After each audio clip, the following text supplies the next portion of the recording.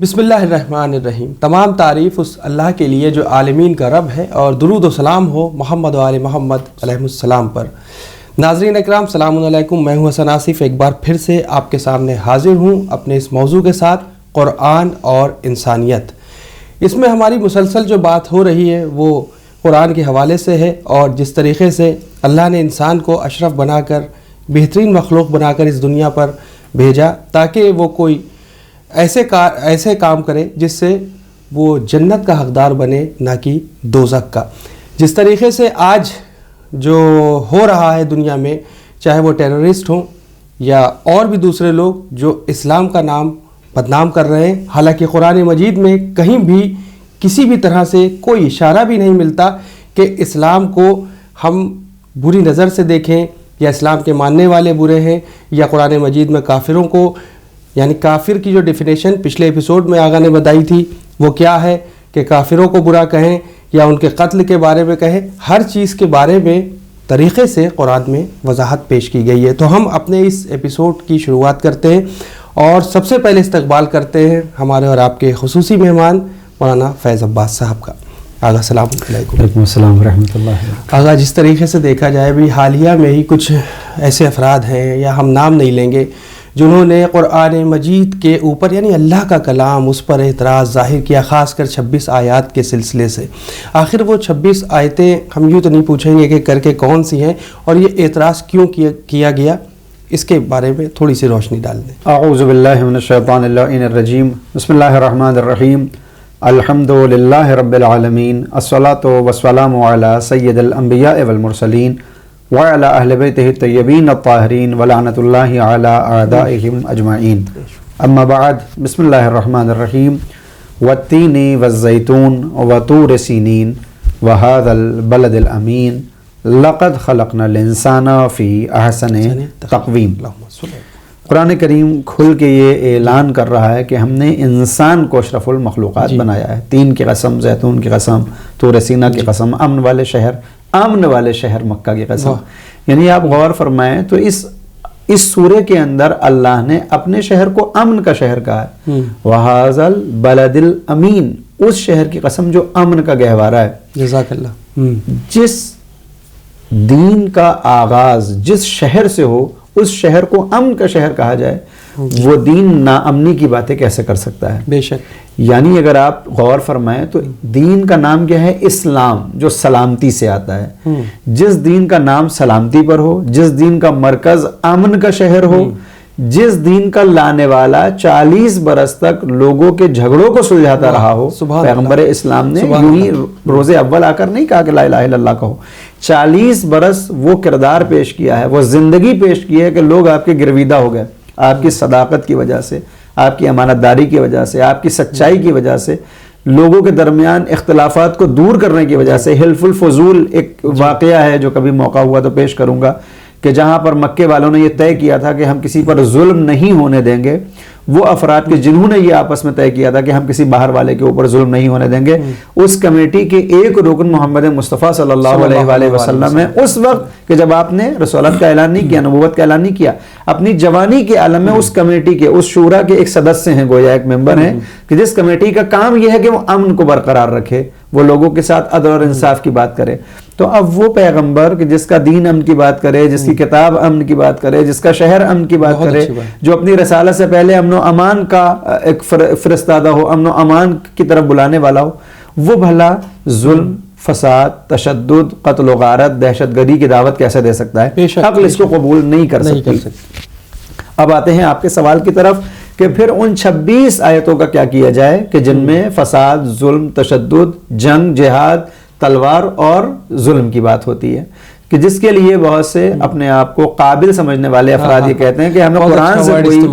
قرآن سے کوئی اختلاف نہیں ہے، قرآن سے کوئی جھگڑا نہیں ہے، صرف یہ 26 آیتیں نکال دی جائیں تو ہم قرآن کو ماننے لگیں گے۔ تو اس کا جواب یہ ہے کہ آپ جب ان 26 آیتوں کی نکالنے کی بات کرتے ہیں تو قرآن میں جو 6500 سے زیادہ آیتیں ہیں، کیا آپ نے ان تمام آیتوں کو پڑھ لیا ہے کہ جب آپ ان کو پڑھنے کے بعد ان کی تائید کرتے ہیں کہ ہم ان کو مانیں گے اور ان 26 کو نہیں مانیں گے؟ اگر کوئی حقیقی معنی میں پورے قرآن کی تمام آیتوں کو پڑھ لے گا ان کے شان نزول کے ساتھ، ان کے مقصد کے ساتھ، تو وہ کبھی نہیں کہے گا کہ ان 26 آیتوں کو نکالو۔ کون کہے گا 26 آیتوں کو نکالو؟ جس نے قرآن کو کھولا ہو، ایک کے بعد ایک پیج پلٹتا گیا ہو، جہاں پر اس کو دکھا ہوا ہو موت، اس کو اس نے لکھ لیا کہ یہاں یہ موت کی بات ہے، اس کو ہم نکال دیں گے۔ پھر 4 اس نے پنے پلٹے اور دیکھا کہ ظلم، یہاں قرآن ظلم کی بات کر رہا ہے، اس کو لکھ لیا، اس کو نکالنا چاہیے۔ جو یہ کام کرے گا وہ 26 آیتوں کو نکالنے کی بات کرے گا۔ بالکل اسی طرح سے جیسے میڈیکل کی کوئی بڑی موٹی سی کتاب میرے سامنے لا کر رکھ دی جائے اور میں اس کو بیچ سے کھولوں کہ جہاں پر پوسٹ مارٹم کا چیپٹر ہو، کہ جہاں پر یہ بتایا جا رہا ہو کہ باڈی کے پیٹ کو کاٹ کے اس کے ایک گردے کو نکال کے اس بوتل میں رکھ دیا جائے، میں پوری کتاب نہیں پڑھ رہا ہوں، پہلے کیا کہا گیا مجھے نہیں معلوم، اس کے بعد میں کیا کہا گیا ہے۔ جو چیپٹر پوسٹ مارٹم کا تھا، جہاں پر ایک میڈیکل اسٹوڈنٹ کو یہ سمجھایا جا رہا ہے کہ تمہیں شکم کیسے چاک کرنا ہے، تمہیں پیٹ کیسے کاٹنا ہے، تمہیں گردہ کیسے باہر نکالنا ہے، میں نے بس وہ 3 لائنیں پڑھی اور آ کر میں چلانے لگوں لاؤڈ اسپیکر کے اوپر کہ صاحب یہ میڈیکل کی کتاب تو ظلم سکھاتی ہے، یہ میڈیکل کی کتاب تو پیٹ کاٹنے کی بات کرتی ہے، یہ میڈیکل کی کتاب جو ہے وہ گردہ نکالنے کی بات کرتی ہے، میں اس کتاب کا مخالف ہوں۔ ٹھیک ہے، بہت سے ڈاکٹر بہت سے لوگوں کو زندگی دیتے ہیں، میں اس پوری کتاب کو مانتا ہوں، مگر یہ آپ کو چیپٹر نکالنا ہوگا، یہ قتل و غارت کی بات ہے۔ یہ کون کہہ رہا ہے؟ جو حقیقی معنی میں نہ اس میڈیکل کی کتاب کو جانتا ہے، نہ اپنی عقل کو استعمال کر رہا ہے، نہ جس نے پہلا صفحہ پڑھا ہے، نہ جس نے آخری صفحہ پڑھا ہے۔ جس پیرائے میں، جس موقعیت کے اوپر، جس کام کے لیے، جس مقصد کے تحت وہاں پر پوسٹ مارٹم کا چیپٹر رکھا گیا ہے کہ جہاں شکم کو کاٹنا ہے اور گردے کو نکالنا ہے، جب اس کے مقصد کو آپ سمجھیں گے تو آپ کو معلوم یہ ہوگا کہ صاحب یہ ظلم کی بات نہیں کر رہا ہے، یہ کسی کو کاٹنے کی بات نہیں کر رہا ہے، بلکہ اس کے ذریعے سے نہ جانے کتنے افراد کی زندگی کو بچانے کا ہنر سیکھ رہا ہے کہ اگر کسی کے گردے میں پرابلم ہو جائے تو کیسے اس کو الگ کر کے اور کیسے اس کو ٹرانسپلانٹ کیا جائے۔ بالکل اسی طرح سے قرآن کریم کا معاملہ ہے کہ جس نے جہاں سے چاہا بیچ سے کھولا اور اپنی مرضی سے، نہ اس نے یہ دیکھا کہ یہ آیت کس طرح سے آئی تھی، نہ اس نے یہ سمجھا کہ یہ آیت کیوں آئی تھی، کس کے لیے آئی تھی، بس اس نے دیکھا کہ اس میں مار کاٹ کی بات ہے، لہٰذا اس کو ہٹانا چاہیے۔ میں ساری باتوں کا خلاصہ کروں کہ قرآن کی کسی بھی آیت کو سمجھنے کے لیے، میں سورہ کی بات نہیں کر رہا ہوں کہ 114 ہیں، کسی بھی آیت کو سمجھنے کے لیے جو 6500 سے زیادہ آیتیں ہیں، ہر آیت کے شان نزول کو دیکھنا پڑے گا، یعنی یہ آیت کیوں نازل ہوئی تھی، یہ آیت کب نازل ہوئی تھی، اس کی محدودیت کیا تھی، اس کی کنڈیشن کیا تھی۔ اگر ہم نے 6500 آیتوں کیا شان نزول جسے ہم کہتے ہیں مقصد ہم نے سمجھ لیا ہے، پھر ہم 26 آیتوں کے اوپر اعتراض کریں گے تو ہمارا اعتراض بجا ہوگا۔ لیکن اگر ہم نے 6500 آیتوں کا شان نزول نہیں پڑھا ہے اور رینڈملی کوئی ایک آیت نکال کر ہم کریں کہ صاحب یہ ہم کو اچھی نہیں لگتی، اس کو نکال دیا جائے، تو یہ بالکل بھی قابل قبول نہیں ہوگا۔ بالکل اسی طرح سے میں نے ایک مثال میڈیکل کی دی ہے، میں کانسٹیٹیوشن کی کتاب کی بات کروں کہ ہمارے سامنے انڈین لا کی کتاب لا کر رکھ دی جائے، میں 20 سے چیپٹر کھولوں کہ جہاں پر پھانسی کا تذکرہ ہوگا، کسی کو پھانسی کیسے دی جائے، اور میں بغیر آگے پیچھے پڑھے ہوئے بس یہ چلانے لگوں کہ دیکھیے ہندوستان کا قانون پھانسی کی باتیں کرتا ہے، ہندوستان کا قانون سزائے موت کی بات کرتا ہے، میں اس قانون کو نہیں مانوں گا، تو ہر عقل والا کہے گا تمہارا دماغ خراب ہے، تم دیکھو کہ کس کو پھانسی دی جا رہی ہے، تم دیکھو کہ کس قانون کے تحت یہ سکھایا جا رہا ہے، اس کے آگے کیا آیا ہے، اس کے پیچھے کیا آیا ہے۔ لہٰذا ان 26 آیتوں کو نکالنے والے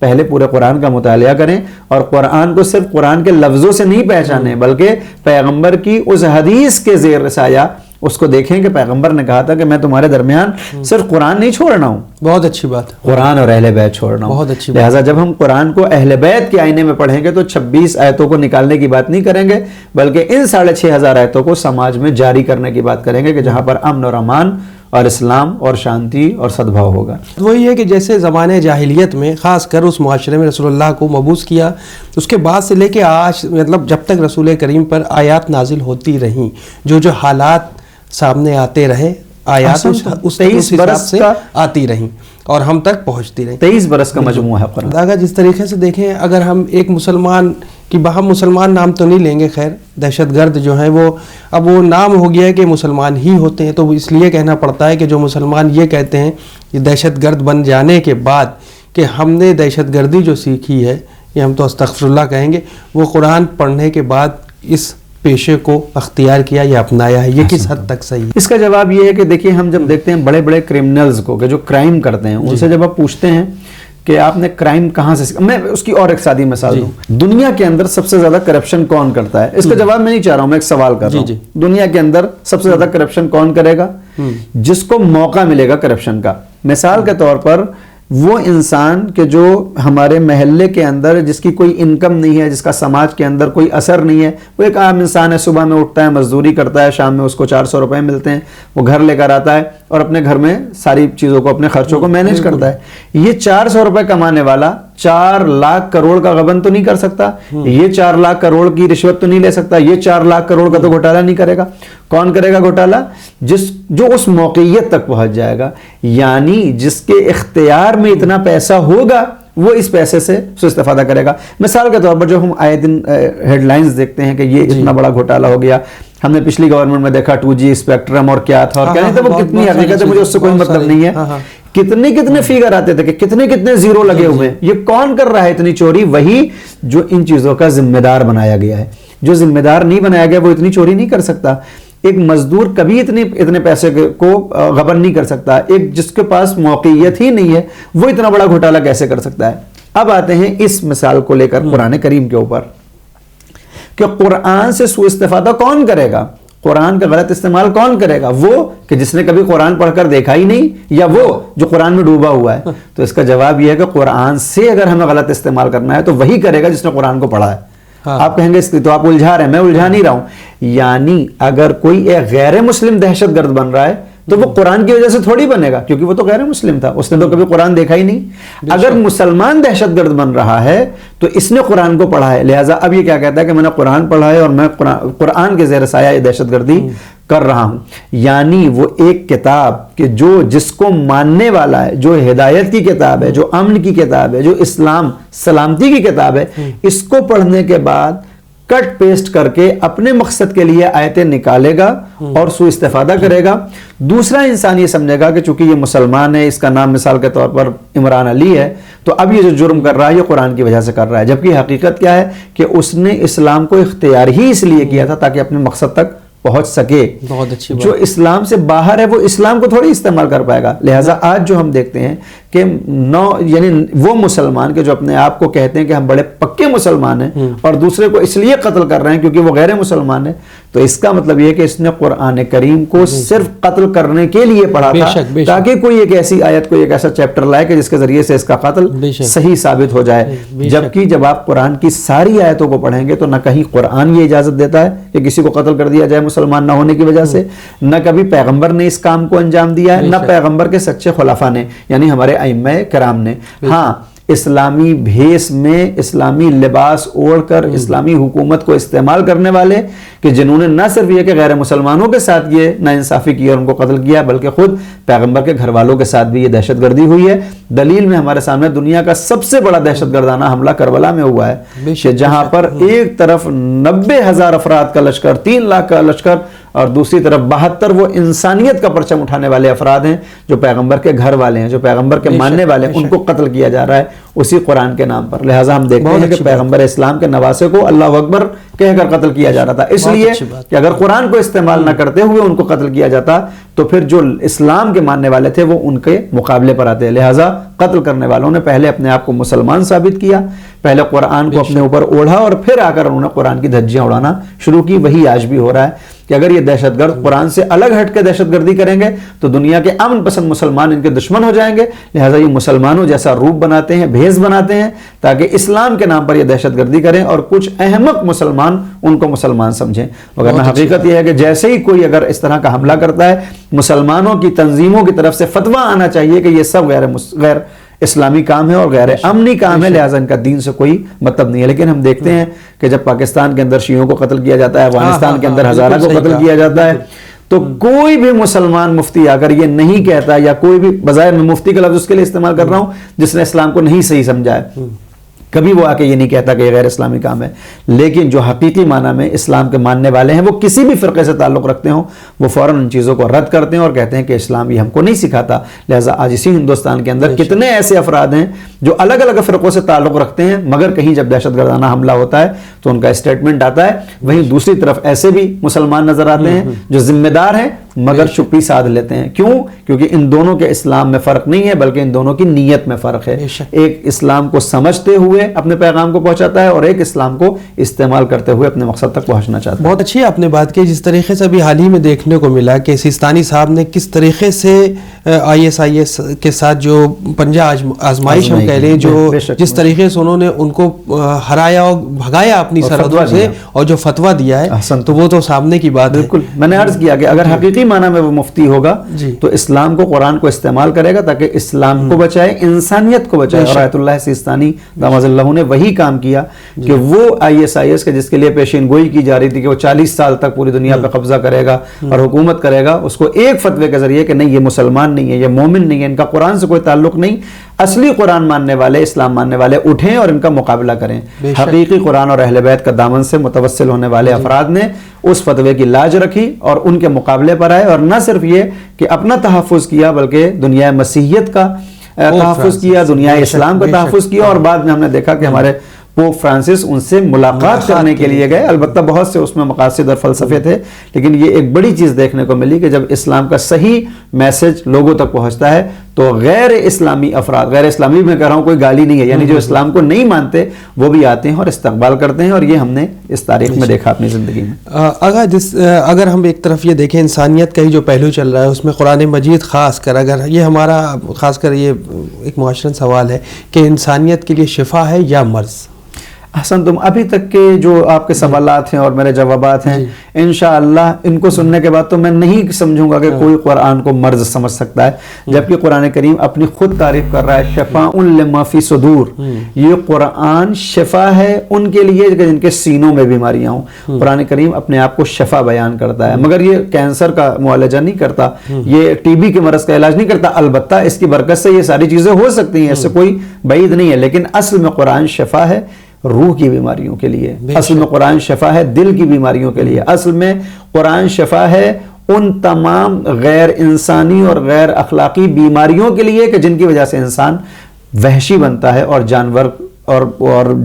حیوانیت کی طرف قدم بڑھاتا ہے. قرآن کریم کو پڑھنے کے بعد کوئی حیوان نہیں بنتا بلکہ اپنی حیوانیت کو ختم کرتا ہے. دلیل ہمارے سامنے ہے کہ وہی مکہ اور وہی عرب کے جو وحشی جانوروں جیسا معاشرہ جن کے یہاں تھا, جو اپنی بیٹیوں کو زندہ درگور کرتے تھے, اسلام آنے کے بعد ایک باپ ایسا دکھائی دیا جو اپنی بچی کی تعظیم کے لیے اپنی جگہ سے کھڑا ہو جاتا ہے, اور وہ کھڑا ہوتا ہے جو خاتم الانبیاء ہے. لہٰذا اسی ہم نے 25 برس میں دیکھا. ایک طرف یہ ہے اسلام سے پہلے کی تاریخ ہے جہاں بچیوں کو زندہ درگور کیا جا رہا ہے, اور اس اسلام کے آنے کے بعد ایک ایسی بچی نظر آ رہی ہے کہ جس کے لیے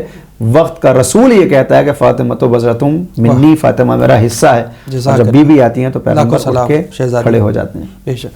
بہت بہت شکریہ آغا, وقت کی کمی ہے, ایک بار پھر سے ہم کو آپ سے اجازت لینا ہوگی. تو ناظرین دیکھیے جو زیست ہے اس ایپیسوڈ کا خاص کر وہ یہ ہے, جیسے آغا نے پچھلے دوسرے ایپیسوڈ یا تیسرے ایپیسوڈ میں ارشاد فرمایا تھا کہ ہم نے سوال کیا تھا کہ ہم قرآن اور نماز اور اسلام کے اور شریعت کے اتنے قریب ہیں, لیکن ہمارے جو حکومتیں جہاں جہاں ہیں وہ فیل کیوں ہیں زیادہ تر. لیکن اس کا صرف ایک جواب دے دیا آغا نے. جس طریقے سے دیکھا جائے اللہ نے ہمارے لیے ہدایت بھیجی قرآن, اور ہم قرآن کو بھی پڑھتے ہیں, نماز کو بھی پڑھتے ہیں, کیونکہ اللہ نے ہم پر قرآن کی ہم تک قرآن کی آیتیں پہنچوائیں اور ہم اس پر عمل کرنے والے تھے, اور ہم آج اسی اسلام کے دشمن بنے ہوئے ہیں, چاہے وہ دہشت گرد ہوں یا اور دوسری تنظیمیں جس طریقے سے آج نقصان پہنچا رہی ہیں, چاہے وہ ISIS ہو یا القاعدہ ہو یا جیش محمد ہو. ہر طریقے کی جو بھی تنظیمیں ہیں وہ صرف اسلام کو نقصان پہنچانے کا کام کر رہی ہیں. اللہ نیت میں خلوص دیکھتا ہے, ظاہری عمل نہیں دیکھتا. نماز کے گٹے بنا لیں, کرتا پیجامہ, ٹوپی, نماز سب کچھ ٹھیک ہے, لیکن ظاہری عمل سے زیادہ نیت میں خلوص ہونا چاہیے, تبھی ہم کامیاب اور کامران ہو سکتے ہیں. فی الحال ہمیں اور آغا کو اجازت دیں, انشاءاللہ اگلے یعنی آخری ایپیسوڈ میں پھر حاضر ہوتے ہیں کچھ اور سوالوں کے ساتھ. تب تک کے لیے ہمیں اجازت دیں. شکریہ. خدا حافظ.